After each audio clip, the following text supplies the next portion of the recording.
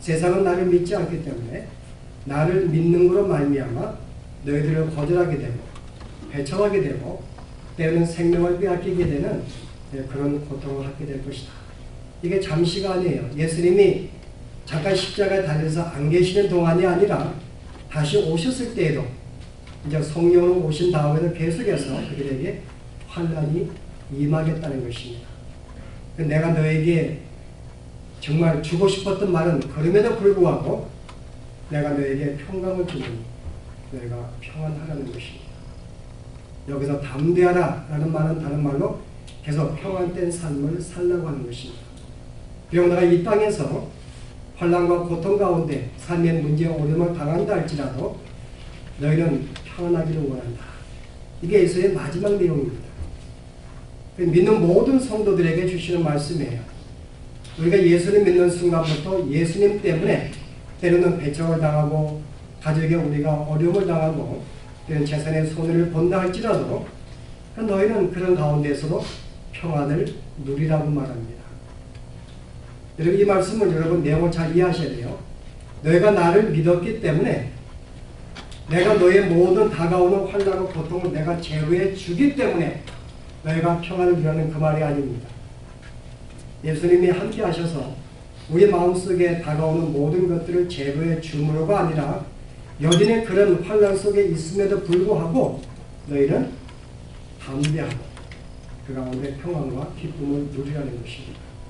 이게 어떻게 가능한지 실제 내가 예수님으로 말미암아 지금 가족들에게 내가 어려움을 받고 그들에게 속박을 당하고 친구들에게 배신을 당하고 내가 어떤 믿음 가운데 사는 것 때문에 어떤 동료들에게 어떤 내가 배신을 당하고 재산의 손해를 보고 때는 육신의 어떤 아픔과 고통 가운데 찢김을 당하는 상태에 있는데 내가 어떻게 평안 가운데 지낼 수가 있겠는가? 실제 아픔이 나에게 있는데 이 말씀은 여러분이 실제 좀 이 깊은 예수님의 의도를 이해하지만이 이 말씀을 이해할 수가 있습니다. 그래서 우리가 구약의 내용을 좀 들어가야 돼요. 여러분 구약은 뭘까요? 구약은 이게 신약의 예수님의 복음의 말씀을 이해시키기 위한 일종의 시청각 자료입니다. 그러므로 쉽게 말하면 아이들의 만화책과 같은 거예요. 그 구약은 굉장히 만화책이 심플합니다. 조금 복잡한 내용들이 있고 어떤 만화는 굉장히 단순한 내용이 있어요. 그래서 우리가 어떤 이 말보다 실제 어떤 사건 속에서 내용 속에서 이 내용을 그대로 우리에게 교훈해주는 내용들이 몇 가지 내용 사건들이 나옵니다. 구약에. 여러분들이 이 구약의 내용을 보시면요. 우리가 오늘 이 말씀이 연관된 말씀이 시편 121편이에요. 보실래요? 121편은 어떤 말씀이 있는지요? 4절 말씀에 이스라엘의 하나님은 어떤 분이라고요? 주무시지 아니에요. 졸지 아니합니다. 그리고요 항상 너희를 지켜주십니다. 너희 우편에 서서 너희의 항상 우리의 그늘이 되어주십니다. 낮에 해가 떠도 해로 우리를 상하지 못하게 만듭니다. 밤이 추위도 우리를 해치 못하게 만듭니다. 여호와께서 너를 지켜주기 때문에 모든 환난에서 면피하여 주십니다. 또 우리의 영혼을 지켜주십니다. 언제까지요? 영혼까지. 실은 이 말씀이 연관된 말씀인데 어떻게 보면 굉장히 상반된 말씀 같아요. 여기 예수님 말씀은 너희가 나를 믿음으로 말미암아 믿는 것 때문에 환난을 당하게 된다 라고 이야기를 하는데 오늘 이 구약의 말씀은 하나님의 자녀들은 지켜주시고 환난과 핍박을 당하지 않을 것이다 라고 이야기를 합니다. 동일한 하나님의 말씀인데 분명히 이쪽은 믿는 자에게 모든 환난을 내가 명쾌할 것이고 내가 너를 지킬 것이고 모든 피할 길을 주실 것이라고 말씀하고 있어요. 이게 구약의 내용들입니다. 구약은 믿는 성도들을 지켜주신다고 말씀하고 모든 고통 가운데 제거해진다고 말씀하고 있는데 왜 신약에 와서 신약의 하나님은 우리에게 내가 환난은 여전히 있을 것이라고 말씀하고 있는가? 여러분 이게 바로 그림책이기 때문에 여러분 아이들에게 눈이 오는 걸 설명하려면 어떻게 설명해요? 아이들에게, 국민의 유치원 학생들에게 만약에 한 4살, 5번 해보고 아빠 눈이 어떻게 와 그러면요. 여러분 설명하시겠어요? 야 바닷물에 뜨거운 물이 있어가지고 그게 기체가 아마 액체요? 아니죠. 이 액체가 기체로 뭐 이렇게 뭐 증가가 돼가지고 구름이 돼서 거기서 어떻게 해가지고 아이들은 못 알아듣습니다. 그냥 어떻게 설명해요? 여러분 어떻게 설명하시죠? 자기들에게 안 물어보셨어요? 우리가 눈으로 동네에 안 살기 때문에 아이들에게 그런 경우는 안 좋네요. 그냥 하늘에서 하나님이 뿌려주시는 거야. 아니면 하늘에서 밀가루를 하나님이 뿌려주시는 거야. 뭐 이 정도로 답변합니다. 실제 그런 내용은 아니거든요. 그냥 아이들이 이해에 맞게 그냥 하늘에서 하나님이 뿌려주는 거야 라고 설명합니다. 이게 왜냐하면 그게 시청각 교육이에요. 오늘 여기 이 내용이 내가 너희를 지키겠다, 환란을 명하겠다 이 말씀의 의도는 실제 그런 내용이 아니죠. 아이들을 위해서 야 내가 다 너 지켜줄게. 너 어려움 당하지 않을 거야. 너 위험 당하지 않을 거야. 염려하지 마라. 내가 너와 함께 있어. 이 말의 내용은 그 내용의 전부가 아닌가 알겠죠. 실은 그 안에 더 깊은 실은 내용들이 담겨 있습니다. 그 안에는 너가 설령 어려움을 당할 수 있어. 걱정하지 마라. 내가 항상 달려와서 너를 내가 넘어지면 너를 일으켜 세워줄 것이고 내가 자빠지면 내가 너를 세워줄 것이고 내가 굶주리면 먹을 거 줄 것이고 여전히 고통을 당하지만은 내가 너와 함께함으로 필요한 것들을 내가 그때그때 제공해주고 할 것이라는 의미가 거기에 담겨 있는 것입니다. 무조건 그에게 어려움을 당하지 않는다 그런 의미가 아니죠. 그래서 오늘 이 내용은 여러분 보시게 되면 구약에 혹시 동일한 하나님께서 이렇게 구약에서는 모든 걸 명쾌해 주신다고 말씀하셨는데 왜 신약에 이렇게 말씀하신 것은 모순이 아니냐라고 우리가 오해할 수가 있습니다만은 시청한 교육으로 그의 백성들을 하나님이 지키심을 강조하기 위한 그렇다고 그들이 환난이 전혀 없다는 그런 의도가 아닙니다. 아직 어린아이 이해하지 못해요. 그러나 환난은 그가 당해도 하나님의 보호하심과 지키심이 있기 때문에 거기에서 상처를 위로받고 힘을 얻고 사명을 얻고 다시 일어서게 되는 것입니다. 이 내용은 아이들이 이해할 수가 없어요. 그래서 이 내용을 조금 더 복잡하게 쓴 것이 바로 우리가 함께 나눌 이제 사건입니다. 바로 역대상 여러분이 4장 내용 보실래요? 이 4장은 이스라엘 백성이 이제 70년간 바벨론 포로로 끌려갔다 온 다음에 자기들의 지난 역사의 잘못을 이렇게 회상하면서 다시 이스라엘 역사를 다시 기록한 거예요. 왕을 중심으로. 그게 역대기입니다. 그래서 역대기 4장은 이제 유다 지파에 대한 후생 이야기 나와요. 그 4장의 1절에 유다의 자손은 누가 나온다 그러면서 9절에 누가 소개돼요? 그 중에 한 명이요. 역대하 4장 9절에 야베스는 그 형제보다 존귀한 자라 그 어미가 이름하여 야베스라 하였으니 이는 내가 수고로이 낳았다 함이었더라. 야베스가 이스라엘 하나님께 하여 가로되 원컨대 주께서 내게 복에 더하사 나의 지경을 넓히시고 주의 손으로 나를 도우사 나로 환난을 벗어나 근심이 없게 하옵소서 하였더니 하나님이 그 구하는 것을 허락하였다.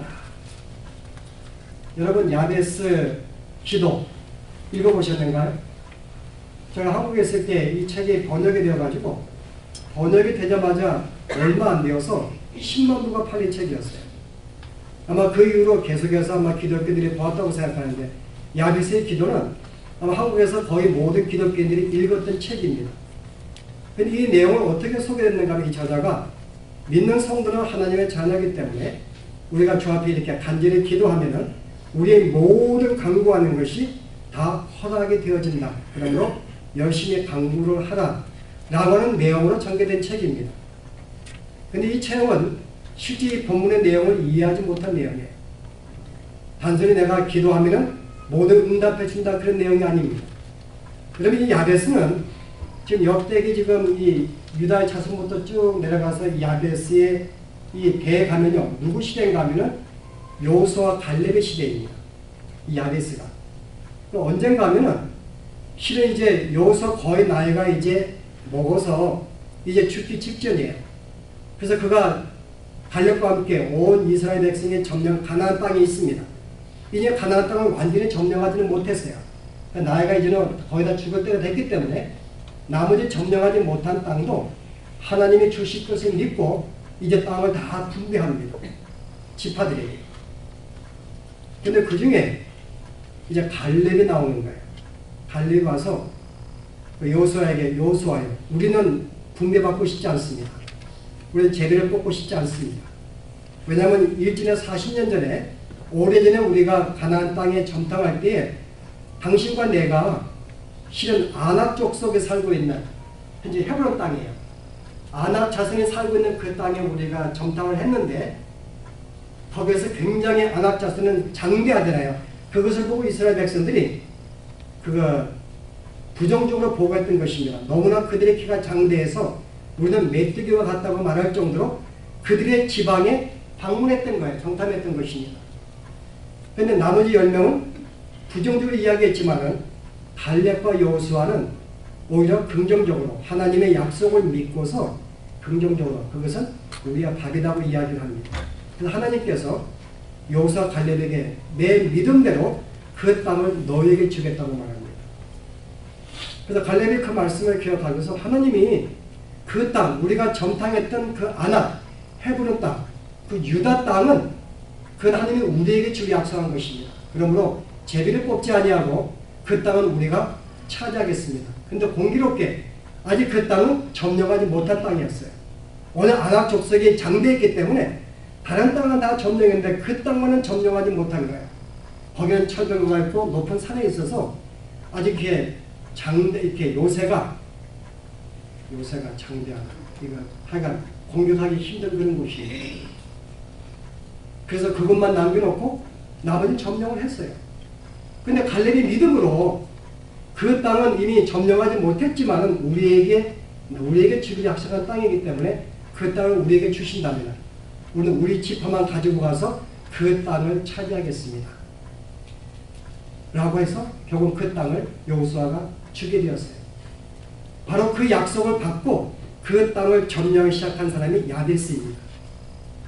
그 실제 여러분이 성경에 보시면 야베스가 죽을 때까지 그 땅을 점령하지 못해요. 야베스가 죽은 다음에 그 다음에 다윗 시대와 솔로몬 시대에 드디어 그 땅을 차지하게 됩니다. 그 야베스는 실은 그 땅을 받고 갈렙도 마찬가지지만 그러나 그들은 그 땅을 차지하기 싸우면서 굉장히 실은 적의 강대한 반응이 있었죠. 반항이 있었죠.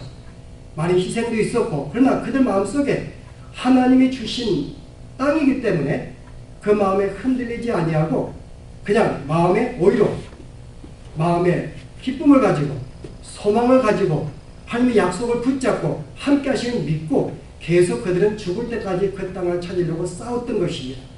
그 야베스에게는 오히려 그 전쟁 중에 실은 고통의 시간이죠.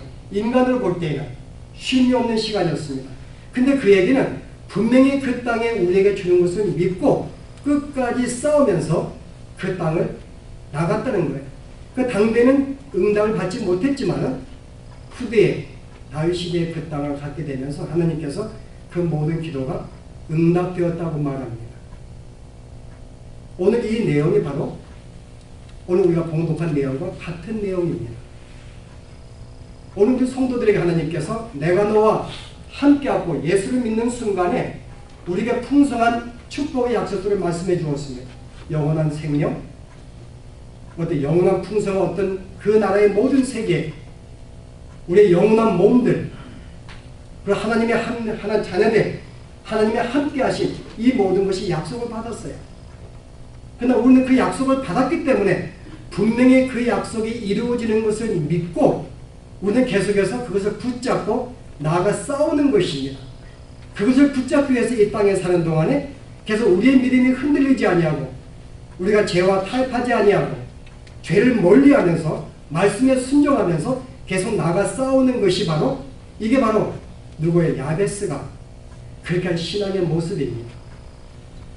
오늘 어떻게 예수님이 안 계시고 참 그가 어떻게 그런 가운데 환난과 핍박이 있는데 그가 두려움 속에서도 어떻게 평안을 누릴 수가 있는가? 바로 하나님의 이 약속을 바로 믿게 되느냐. 주님은 우리에게 성령을 임하십니다. 제가 지난 시간에 성령을 임하는 순간부터 이제는 하나님은 보이지 않습니다. 예수님의 계실 때 눈에 보이는 신앙으로 가졌기 때문에 엄밀하게 믿음의 시대가 아니었어요. 그러나 성령이 우리 마음속에 임재하는 순간부터 더 이상 우리에게 보이지 않습니다. 그러나 내가 그를 믿음의 눈으로 볼 수 있기 때문에 이제 믿음으로만 보는 거예요. 하나님이 택하지 못한 사람들은 이 믿음의 눈을 주지 않았기 때문에 그들은 하나님을 볼 수가 없습니다. 그러나 하나님의 영이 임한 사람은 이제 우리가 믿음의 눈을 가졌기 때문에 그 세계를 볼 수가 있고 그 약속을 마음속에 확신할 수가 있는 거예요. 그래서 실제 예수님이 나에게 함께 하지 않지만은 그러나 그가 나에게 주신 말씀이 약속이 있어요. 내가 너와 함께 할 것이다. 오늘 예수님이 이 말씀을 언제 하신 거예요? 이제 이 기도가 끝나자마자 잡히시게 됩니다. 제자들은 흩어지게 돼요. 그 예수님이 이런 가운데 뭐라 그래요? 그러나 아버지가 나와 함께 하시느니라. 우리 예수님은 지금 십자가 달리기 바로 직전의 모습, 온 제자들이 도망가는 순간에도 그 마음속에 평강을 가지신 분이십니다. 그런 마음의 흔들림이 없었어요. 왜냐하면 하나님이 그와 함께 하시고 오히려 그의 십자가 죽으시는 사건이 어떤 사건이에요? 하나님의 뜻을 이루고 주 앞에 영광을 돌리며 오히려 이 사건으로 말미암아 주님의 놀라운 뜻이 성취되는 이 사실을 분명히 알고 믿고 있는 예수님이기 때문에 오히려 이것을 기쁨과 즐거움으로 십자가를 질 수가 있는 것입니다. 이게 평강과 안식 가운데 할 수 있는 거예요. 그 실제 우리의 신앙이 여러분 마음속에 삶 속에서 어떤 삶의 어떤 위기를 만나고 어려움을 당할 때에 그 자체는 우리에게 평안을 주지 못합니다. 그러나 그런 가운데서도 이 모든 것이 하나님이 허락하신 것이고 내 신앙에 피할 수 없는 겪어야 될 상황이고 나를 위한 것이라면 그리고 이 땅의 모든 것은 내가 가질 것이 아니라 이미 나에게 영원히 주어진 그 세계가 나에게 있음을 분명히 내 마음속에 신앙으로 믿고 있다면요. 우리는 어떤 상황에도 마음의 평강과 우리는 기쁨을 누릴 수가 있다는 것입니다. 예수님이 이런 평강을 내가 너에게 주겠다는 거예요. 이 평강은 우리의 평강이 아닙니다. 예수님은 오늘 앞에 14장 시작할 때 내가 너에게 평강을 주노니 이 평안은 세상에 주는 평안이 아니라고 말합니다. 예수님이 주신 평안은 예수님의 평안이에요. 우리의 평안이 아닙니다. 오늘 또 그다음 15장에 가면은 11절에요. 내가 너에게 기쁨을 주노니 예수는 우리에게 떠나시게 되면 내가 너에게 평강과 기쁨을 주시겠다고 말합니다. 이것은 예수를 믿는 모든 자에게 주신다는 말씀이에요. 평강과 기쁨이라는 것입니다. 우리의 기쁨과 우리의 평강이 아니죠. 차이점이 뭘까요, 여러분? 우리의 평강과 우리의 기쁨은 무엇인가, 어떤 우리의 무엇인가 소원이 이루어질 때 생기는 평안입니다. 여러분 마음속의 기쁨이라는 것은 내가 원치 않는 것이 제거가 될 때에 고통이 없어지고 어떤 원치 않는 것이 없어지거나 내가 원하는 대로 될 때에 그때 내 마음에 평강이 있고 내 마음에 기쁨이 있는 거예요. 그래서 문제가 없어져야 됩니다. 그래서 우리는 사람들과 만나도 불편한 관계를 못 견디는 거예요. 그래서 빨리 그와 헤어져야지만이 내 마음의 평강을 누린다고 생각합니다. 그렇기 때문에 이 땅에 사는 어느 인간도 평강과 기쁨을 누릴 수가 없는 거예요. 왜요? 우리의 삶 속에 문제가 끊이고 없을 때가 언제 있었는가요?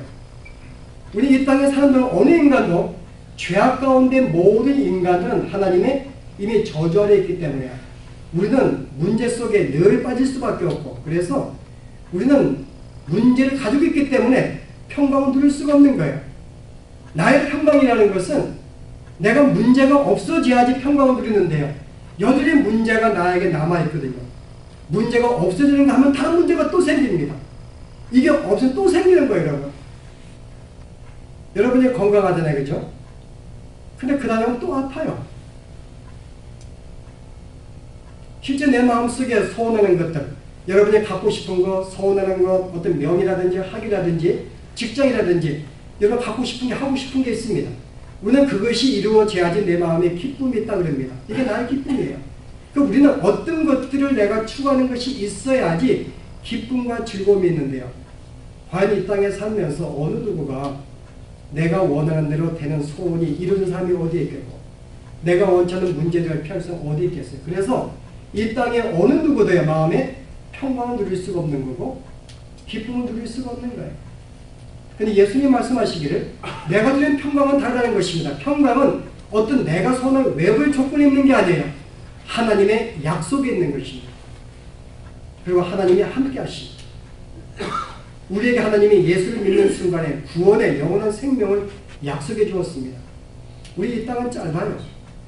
잠시 있다가 없어 안개와 같은 삶입니다. 우리는 지금 눈을 뜨고 있지만 우리는 언제 우리의 생명을 거둬갈지 모릅니다. 잠시 왔다 가는 나그네의 삶이거든요. 그런데 우리가 사는 세계는 영원한 하늘의 세계, 주님의 영원한 세계입니다. 영원히 우리가 죽지 않냐는 영광의 몸을 가지고 주님의 잔으로 이 땅의 만왕의 왕으로서 살게 되는 어떤 신의 성품, 신과 같은 존재로 사는 것이 우리에게 약속된 것입니다. 여러분 이게 얼마나 귀하고 놀라운데요.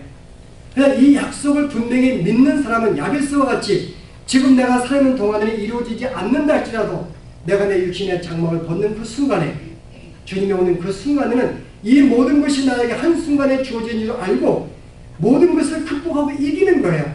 그래서 그 문제들은 나에게 전혀 문제로 와닿지 아니하고 오히려 그런 환난 가운데서 화평과 기쁨 가운데 지날 수가 있는 것입니다.